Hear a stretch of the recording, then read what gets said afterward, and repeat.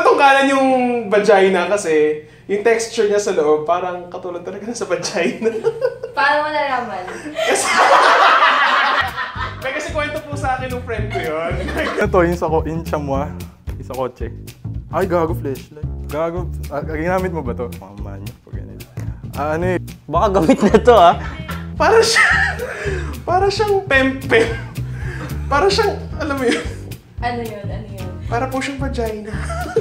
Sex toy po siya ng lalaki. Ng lalaki.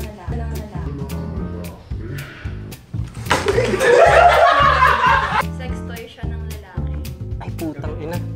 Baka ma-addict ka dito. Wala ka na social life pagkatapos. May papahawak kami sa checks. Ba't ka natatawa? Pakisagot. Kasi alam ko to. Huwag dyan, cockring. Cockring. Hi, cockring. Tsang tagal mo tanggal, parang hindi naman ganito pag sa totohanan. Mukha siyang drumsticks, pag ganun, pero malam. Mukhang pang wifi eh. Router to, cotton buds. Ano? Cockring siya. Pero gamit o kahit ano na, yung kailangan mo ilap, tas pupush mo to para maipit, parang gano'n.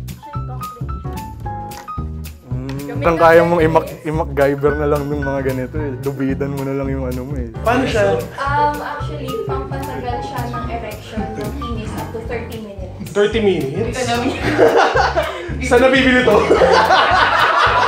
Ang mga sex toy lang na alam ko is for babae. Wala akong alam na sex toy for boys. Mas madaling makuha ng lalaki yung mga pleasure kaysa sa babae. So hindi ko na kailangan ng machine or something.